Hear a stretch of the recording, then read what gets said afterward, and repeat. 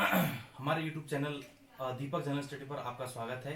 और आज हम भारतीय संविधान के अंतर्गत ऐतिहासिक पृष्ठभूमि के ऊपर बात करेंगे, यानी कि हिस्टोरिकल बैकग्राउंड। जो संविधान भारत का 1950 में लागू हुआ था, उस संविधान की जो विकास यात्रा है वो कैसी रही और उसकी शुरुआत कहां से हुई, हम उसके बारे में आज यहाँ पर चर्चा करेंगे। क्योंकि तो यहाँ पर जो अंग्रेजों ने शासन जो किया भारत में, वो आपका दो रूपों में यहाँ पर शासन रहा अंग्रेजों का। कंपनी का शासन और ताज का शासन। कंपनी का शासन यानी कि ब्रिटिश ईस्ट इंडिया का जो शासन रहा 1773 से और 1858 तक, यानी कि जो 1857 का स्वतंत्रता संग्राम जो हुआ था भारत में प्रथम, वहां तक। और उसके बाद ताज का शासन, यानी कि रानी ने जो शासन व्यवस्था अपने ऊपर जो यानी कि जो शासन व्यवस्था है, उस शासन व्यवस्था को ब्रिटेन की सरकार ने सीधे सीधे प्रत्यक्ष तौर पर अपने हाथों में ले लिया। ठीक है, तो यानी कि अब जो 1950 में जो संविधान हमारा लागू हुआ था, उस संविधान की जो विकास यात्रा है, जो संवैधानिक विकास है, वो यहां से शुरू होता है, कंपनी के शासन से शुरू होता है। और उसके तहत 1773 का रेगुलेटिंग एक्ट यहां पर है, यानी कि ये भारत के जो संविधान बना, जो संविधान लागू हुआ, उस यात्रा का क्या है, प्रथम पड़ाव है।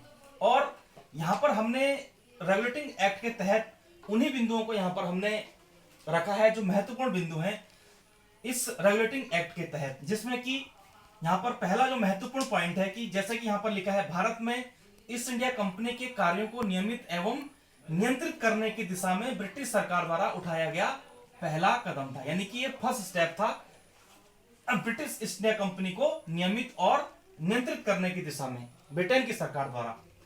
इसके बाद जो अगला महत्वपूर्ण पॉइंट है वो है आपका, इसके द्वारा कंपनी के प्रशासनिक एवं राजनीतिक कार्यों को मान्यता। यानी कि यहां पर क्या किया गया, कंपनी के प्रशासनिक कार्यों को अलग किया गया, राजनीतिक कार्यों को यहां पर अलग किया गया। और दूसरी बात यहां पे एक पॉइंट है, इसके द्वारा भारत में केंद्रीय प्रशासन की नींव रखी गई।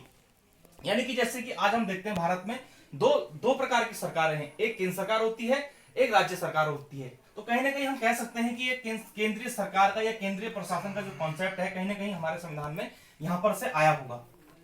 ठीक है, उसके बाद जो 1773 का रेगुलेटिंग एक्ट है, इस अधिनियम की जो महत्वपूर्ण विशेषता है, यहां पर हमने उन्हीं को यहां पर रेखांकित किया है सिर्फ और सिर्फ, क्योंकि जो महत्वपूर्ण है उन्हीं को हमने यहां पर लिया है। यहां पर है कि इस अधिनियम के द्वारा बंगाल के गवर्नर को बंगाल का गवर्नर जनरल पद नाम दिया गया एवं उसकी सहायता के लिए एक 4 सदस्यीय कार्यकारी परिषद का गठन किया गया।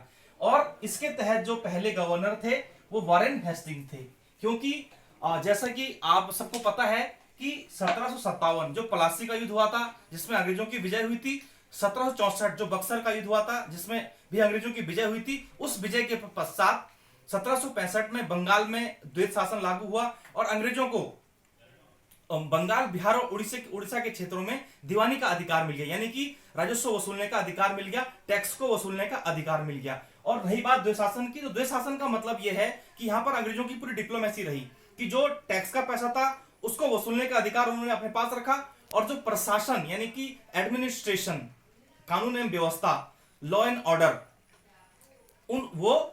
वो सारी जिम्मेदारी बंगाल के नवाब को सौंपी गई। तो इस प्रकार अंग्रेजों की बहुत बड़ी कूटनीति रही, क्योंकि जो ये यहां पर अंग्रेजों ने जो टैक्स वसूलने का अधिकार अपने पास रखा, तो इससे उनको बहुत बड़ा फायदा हुआ। और यहां से भारत से जो पैसा है वो कहां गया, ब्रिटेन गया, जिससे वहां पर क्या हुई, उस पैसे से वहां पर ब्रिटेन में औद्योगिक क्रांति को बढ़ावा मिला। और क्योंकि भारत क्या थी, अपना भारत एक सोने की चिड़िया थी, और इसको उन्होंने जो है लूटने की पूरी कोशिश करी यहां पर। अब हम ये देखेंगे कि यहां पर से जो प्रश्न बनते हैं वो किस तरीके से बनते हैं यहां पर।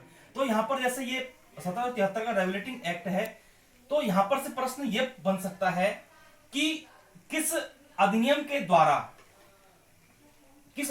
द्वारा ब्रिटिश ईस्ट इंडिया कंपनी को नियमित एवं नियंत्रित किया गया। तो यहां पे ऑप्शन आ सकते हैं कि जैसे आपका पहला ऑप्शन आ सकता है कि 1919 का अधिनियम, बी ऑप्शन आ सकता है 1935 का अधिनियम, सी ऑप्शन यहां पर आ सकता है 1784 का पिट्स इंडिया एक्ट, और डी ऑप्शन आ सकता है यहां पर 1773 का रेगुलेटिंग एक्ट। ठीक है, ये एक फैक्ट हो गया। दूसरी बात, यहां पर से प्रश्न बन सकता है कि किस अधिनियम के द्वारा बंगाल के गवर्नर को बंगाल का गवर्नर जनरल पदनाम दिया गया, यहां से प्रश्न बन सकता है।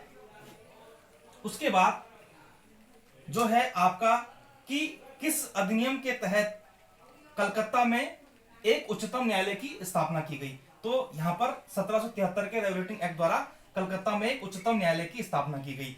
और इस उच्चतम न्यायालय की विशेषता क्या थी कि इसमें टोटल 4 न्यायाधीश थे, जिसमें से कि एक मुख्य न्यायाधीश थे जिनका नाम एलिजा इम्पे था, और 3 अन्य न्यायाधीश थे, चैम्बर्स, लिमेंडर और हाइट। तो कुल मिलाके कि जो भारत का संविधान 1950 में बना, जो लागू हुआ, जो 26 नवंबर 1949 को भारत का संविधान बना, तो उस संविधान की विकास यात्रा का ये पहला पड़ाव है कंपनी का शासन, जो कि कहां से कहां तक रहा, 1773 से 1858 तक रहा। उसके बाद जो अगला आया वो ताज का शासन था 1858 से 1947 तक। धन्यवाद।